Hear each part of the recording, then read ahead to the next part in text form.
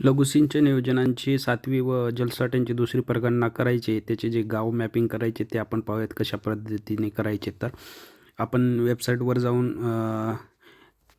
ही website टाकायची. Website टाकल्याच्या नंतर आपल्याला या प्रकारे ओपन होईल. ओपन झाल्याच्या नंतर आपण इथे टच करायचं. टच केल्याच्या नंतर आपल्याला या प्रकारे लोगो दिसेल. त्याच्यानंतर जे minor irrigation and water body census आहे त्याच्यावर आपल्याला टच करायचं आहे. टच केल्याच्या नंतर इथे युजर नेम, पासवर्ड आणि कॅप्चा टाकायचा आणि साइन इन करायचं. ओपन केल्याच्या नंतर आपल्याला या प्रकारे डिस्प्ले दिसेल. त्याच्यामध्ये बघू शकता आपण मॅपिंग केलेली आहे. काही गावांची राहिलेली आहे. साईडला जे आपल्याला लोगो दिसतात त्याच्यामध्ये इथे डॅशबोर्ड आहे. त्याच्यावर जे सेटिंगमध्ये दिसते माय अकाउंट, इथे युजर लिस्ट आहे. इथून युजर लिस्ट तयार करू शकतो आणि युजर व्हिलेज वार्ड मॅपिंग आहे. इथून आपल्याला मॅपिंग करायची आहे. याच्यावर क्लिक करायचं. युजर वार्ड मॅपिंगमध्ये एरिया आपल्याला अर्बनची करायची, अर्बनची, रुरलची करायची असेल तर त्याचं निवडायचं आहे.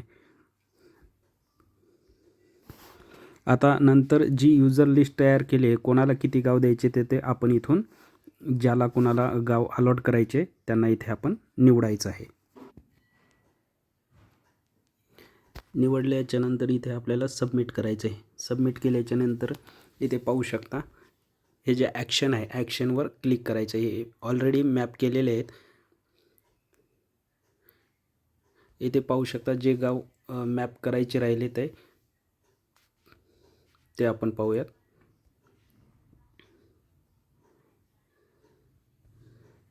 नेक्स्टवर क्लिक करत जायचं आहे आपण.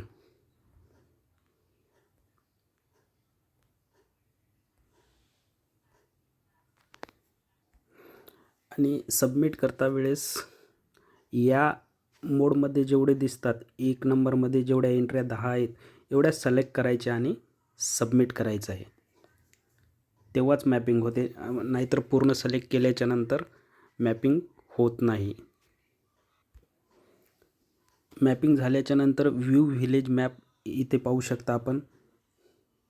पूर्ण झालीत का, मॅप झाले इथे दिसतात कोणते करायचे आहेत. तर या प्रकारे आपण मॅपिंग करायची आहे.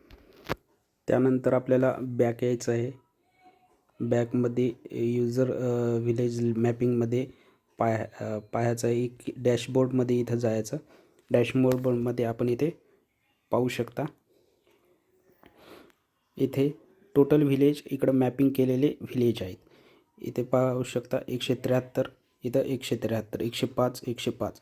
म्हणजे जे व्हिलेज इकडून मॅप करायचे आहेत ते इकडं नंबर ऑफ व्हिलेजमध्ये आहेत का, आणि ज्याला जेवढे गाव मॅप करायचे आहेत ते तुम्ही मॅप करू शकता वेगवेगळ्या आय डीवर. या प्रकारे आपल्याला मॅपिंग पूर्ण करायची आहे.